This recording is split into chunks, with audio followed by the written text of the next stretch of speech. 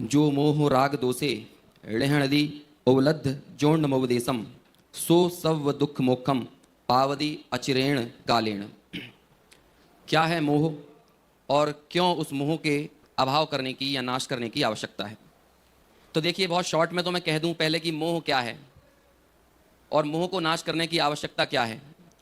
प्रायः जो बहुत उदाहरण मिलते हैं, उन उदाहरणों को देखते हुए जिससे मोह को समझाया है, तो हम कह सकते हैं कि मोह एक हवा है।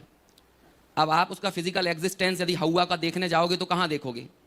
तो ऐसे ही आचार्यों ने कह दिया कि भ्रम है। एक नशे में पड़े हुए आदमी की स्थिति कैसी होती है, अब उस स्थिति का आप एक्चुअल में एग्जिस्टेंस बताओ कि स्थिति कैसी है। कई जगह तो आचार्यों ने ऐसा कह दिया कि ऐसा कोई मोह का ही महात्मा है।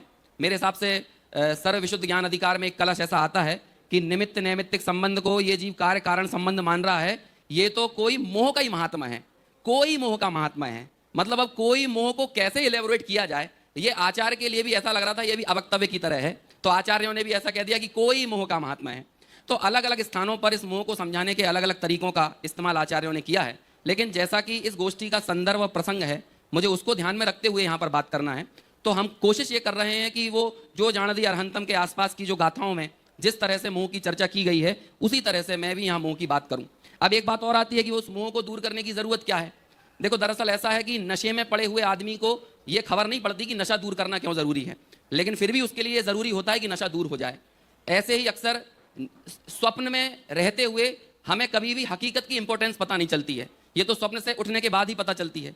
ऐसे ही जिन ज्ञानियों के सहारे, जिनको हमने यहाँ पर आधार बनाया कि जो जाणदी अरहंतम, आगे चल के 82वीं गाथा में आचार्य कहते हैं कि जितने भी अरहंत हुए हैं वो इसी विधि से हुए हैं, और आगे भी जिनको होना है उन्हें भी इसी विधि से अरहंत बनना पड़ेगा, उन्हें अपने मोह का अभाव ऐसे ही करना पड़ेगा। और कहते हैं कि ज्यादा प्रलाप से क्या करना है, यहाँ तो मेरी मति अब व्यवस्थित हो गई है।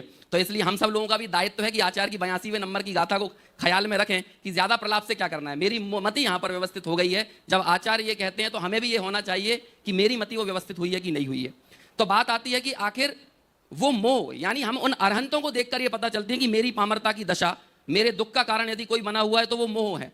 और उन दुखों से छूटने के लिए, जो मैंने अभी मंगलाचरण किया अपने इस वक्तव्य से पहले 88वीं गाथा इसी प्रवचन सार ग्रंथ की, वहां पर आचार्य कहते हैं कि भाई दुखों से यदि छूटना है ना, तो दुखों से छूटने का उपाय यही है कि मोह का नाश किया जाए। और उस मोह को नाश करने की विधि क्या है?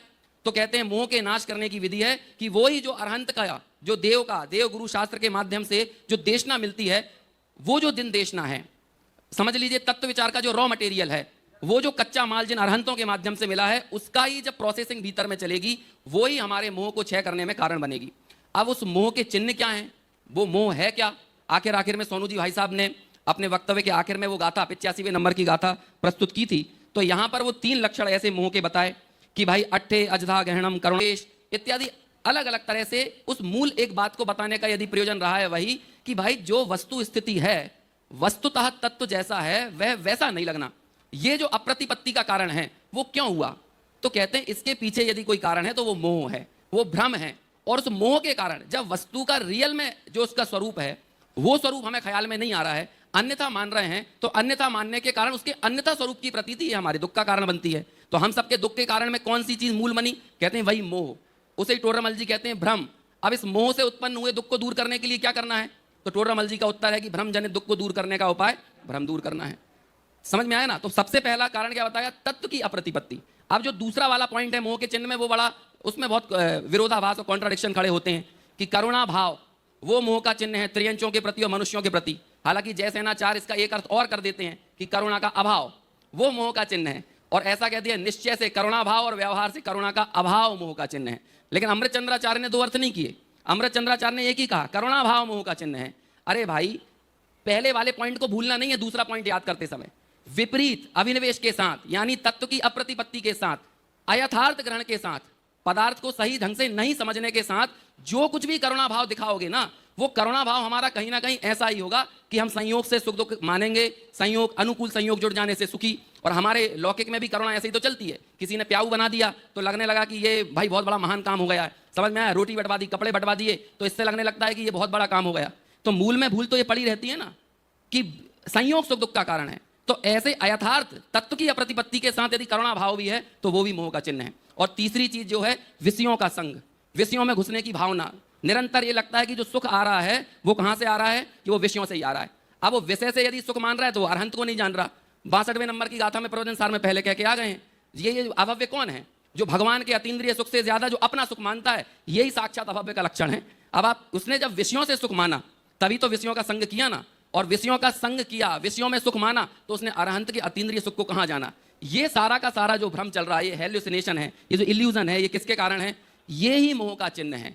और ऐसे उस मोह के चिन्ह को ये चिन्हों से जिस आपने मोह को आइडेंटिफाई किया, उस मोह का नाश करने के लिए क्या करना पड़ेगा कि जिन्होंने अंतिम ताव पर पकाए गए सोने की भांति, है ना, जो अरहंत भगवान है, जब हमने उनका स्वरूप देखा और निर्धारण किया सुख क्या है, सच्चा स्वरूप तत्वों का क्या है, ये निर्णय किया, उस निर्णय के साथ हमें पता चला कि इनकी देशना जो बताएगी उसी से उस मोह का अभाव होगा। 88वें नंबर की गाथा में उसका आंसर लिख देते हैं कि मोह का क्षय क्यों होता है और क्यों जरूरी है। ये भी मेरा विषय था ना, तो इसलिए जरूरी है, वहीं उसका उत्तर है। क्या है? यदि दुखों से छूटना है ना, पहले तो प्रूव किया कि जो दुख है वो मोह के कारण है। अब इस दुख को से छूटना है तो क्या करना पड़ेगा कि ultimately you have to process, है ना, कि किसकी प्रोसेस करना पड़ेगा कि जो अरहंत भगवान से जो उपदेश मिला है वही तत्व विचार, तत्व निर्णय के जरिए पहले गर्भित शुद्धता और बाद में वही गर्भित शुद्धता सम्यक शुद्धता में बदलेगी। पहले तो वो चल रहा है विचार रूप से, सविकल्प रूप से, और बाद में वही 86वें नंबर की गाथा के आखिर में आता है भाव शुद्ध ज्ञान से दृढ़ किए हुए, है ना, द्रव्य शुद्ध का जो अवलंबन लेता है, ऐसे वो मोह क्षय का उपायांतर है, उससे मोह का नाश होता है। लेकिन उस पूरी प्रक्रिया में जो मूल चीज हमारे सामने आई, एक तो अरहंत के स्वरूप को जानना, और अरहंत के स्वरूप को कैसे जानना कि वो स्वाध्याय से जानना। तो यहाँ भी जिनेंद्र देव भी आ गए और जिनवाणी भी आ गई। इस तरह से जब सम्यक प्रकार से इस पूरे तत्व का निर्धारण करके वो अयथार्थ प्रतिपत्ति जो थी वो दूर होती है, तो फिर उस मोह का अभाव होता है। और उसके बाद जब मोह का अभाव हो जाता है तो सहज हमारे हृदय से निकलता है, अब अधिक प्रलाप से क्या, मेरी मति तो व्यवस्थित हो गई है।